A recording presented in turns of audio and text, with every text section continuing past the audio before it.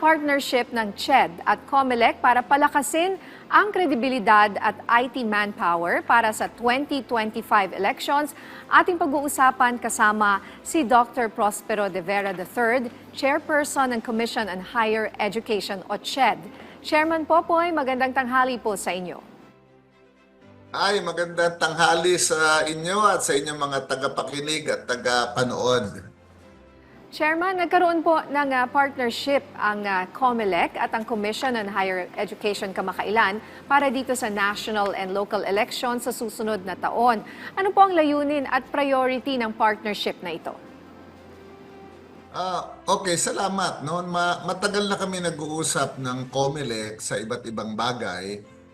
Ang unang napagkasunduan namin at pinirmahan yung MOA nung isang araw ay magtulungan ang COMELEC at CHED para siguruhing efficient, transparent at very open ang ating halalan sa 2025 sa pamamagitan ng pag-harness ng expertise ng mga estudyante at faculty sa mga pamantasan natin na mayroong information and technology education programs para tulungan nila yung pagpapatakbo ng eleksyon sa iba't ibang lugar ng Pilipinas.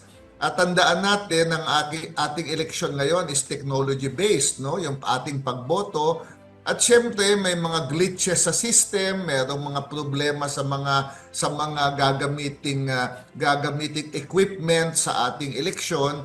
At minsan ay dahil sa kakulangan ng manpower, naaantala, naghihintay ng replacement na makina, madaming nangyayaring technical problems at the ground level. So naisipan ng CHED at COMELEC na gamitin ang tulong at expertise ng ating mga pamantasan sa iba't ibang lugar ng Pilipinas para tulungan ang COMELEC magpatakbo ng eleksyon para ito ay credible at efficient. Yan yung aming usapan. So, ang gagawin ng CHED ay through our regional offices, i-identify yung mga schools sa mga iba't ibang region na mayroong manpower on information technology at sila ay ititrain ng COMELEC para sa panahon ng eleksyon, sila ay tutulong magpatakbo ng eleksyon on the technology side. Yan ang aming agreement na pinirmahan ng isang araw. Chairman, ano po ba yung particular na magiging role ng mga personnel at estudyante mula sa higher education sa electoral process? Para gawing efficient yung use of technology sa eleksyon. Kasi technology-based na ang ating eleksyon ngayon, hindi na tulad ng manual na mano-mano na nasa board, tinatali yung boto. Ngayon, mula sa pagboto ng isang botante hanggang sa transmission ng results, hanggang sa aggregation ng data, hanggang sa presentation sa public, is all done electronically. So, we need technology experts and technology manpower all over the country to help COMELEC run it efficiently. So, doon papasok yung mga universities na merong mga faculty na marunong sa IT, may mga estudyante na marunong sa IT. So, titignan ng COMELEC kung ano yung additional manpower needs sa iba't ibang lugar ng Pilipinas at ititrain at kukunin ang mga technology experts, technology personnel sa mga universities para sila ang mag-susupport sa COMELEC sa pagpatakbo ng eleksyon. Mula yan doon sa pagtingin doon sa systems, para integrity yung systems, hanggang doon sa mga machines, hanggang sa connectivity. Lahat yan ay pwedeng tumulong ang ating mga schools na malalakas ang IT programs. Maaari niyo po bang ibahagi sa amin yung magiging qualifications na kinakailangan at requirements sa mga estudyante at personnel na tutulong po sa eleksyon sa susunod na taon?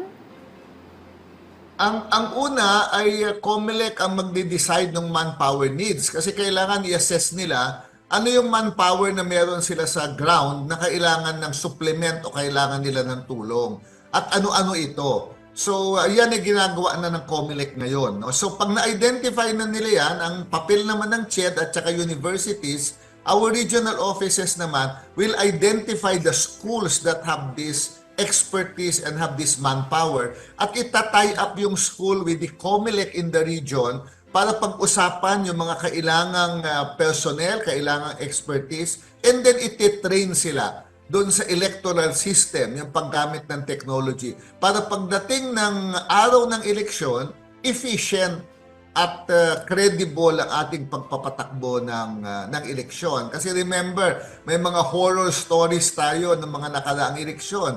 Something as simple as nag-bug down yung machine. Hihintayin pa yung machine manggagaling sa ibang lugar ng Pilipinas at naghihintay ang mga botante na makaboto pero walang makina na pagbobotohan. No? Things like this can be addressed if at the ground level meron ng technology support sa ating electoral system. Kasi napakarami nating mga voting precinct.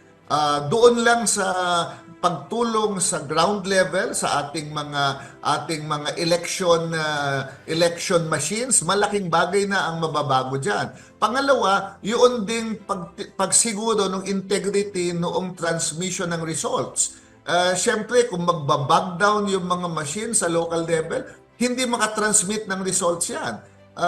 Magkakaproblema. So lahat yan, technology solution ang kailangan dyan.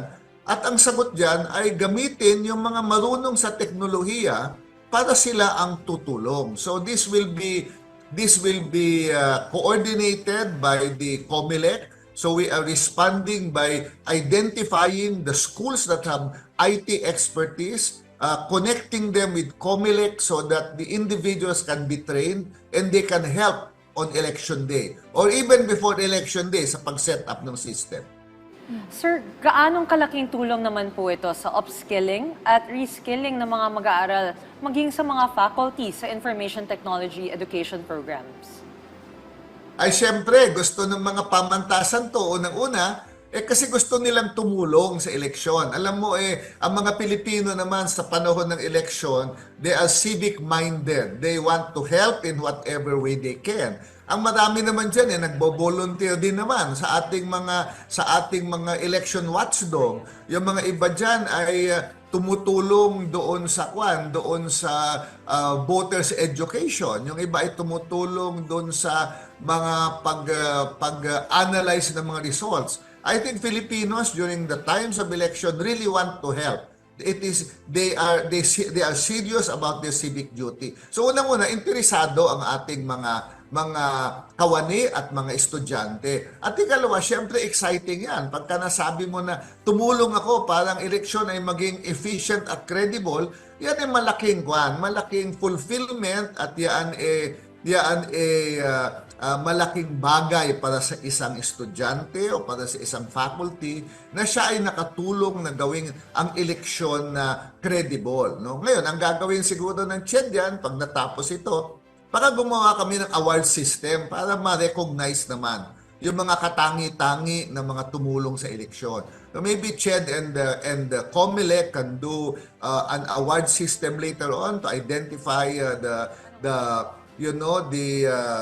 higher ed personnel, the students who really made the difference. So, pero makikita natin yan doon sa pangangailangan on the ground. Kasi iba-iba ang pangangailangan ng COMELEC on the ground. Merong mga areas na sufficient ang manpower nila, may mga areas na manipis. So doon natin i-match yung need. So hanggang kailan naman po magtatagal itong partnership na ito ng CHED at ng COMELEC? Hanggang matapos yung bilang ng eleksyon at hanggang ma-declare yung mga panalo, kasama kami sa pagtulong sa COMELEC. Kasi pagka na-declare na yung mga panalo, nagamit na ang teknolohiya sa eleksyon, siyempre tapos na ang aming responsibilidad na tumulong, no? Pero siguro niya, ang isang gusto ko idagdag, ito ay first part pa lang ng aming agreement with COMELEC. Kasi maglo-launch din kami ng voters education campaign sa mga universities and colleges. Hinahanda na diyan yung parameters ng aming pagkakasunduan, and one of these days we will launch it again and invite the media so that we can use the network of universities to educate their students, to educate the public about the importance of elections, the importance of voting, give them the necessary information so that they can make an informed choice. Nung ako'y nasa UP pa, nung ako'y Vice President for Public Affairs ng UP, ginawa ng UP yan nung election ng 2013 tsaka 2016. Ikaw niya magkakasama pa tayo sa ABS-CBN noon. Gumawa tayo ng election project ng UP for 2 cycles of the election and it was very successful. Now, we want to do this using the network of interested universities. Sa public universities pa lang, there are more than 200 state universities and colleges and local universities and colleges. Pwede natin gawin yung network na yan for voters education. Ngayon, kung gusto mo pang i-extend sa private schools, halos 2,000 private and public schools ang meron sa Pilipinas. It is a nationwide network that can help in voters education. So, plinaplansya pa lang namin ngayon kung ano yung gagawin. But in the next couple of weeks or maybe in a month or so, we are ready to launch our voters education campaign. Sir, mensahe o paalala niyo na lang po sa ating mga kababayan mula sa inyo sa Commission on Higher Education.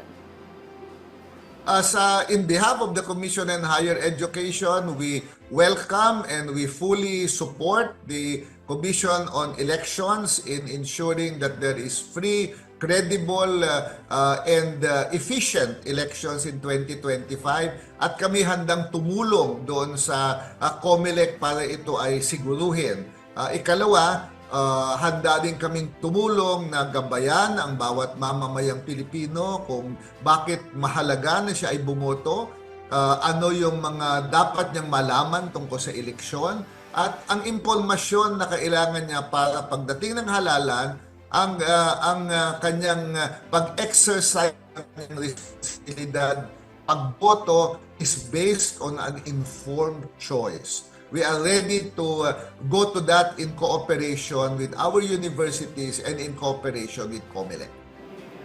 Okay, maraming salamat po sa inyong oras, Dr. Prospero de Vera III, Chairperson ng Commission on Higher Education, OCHED.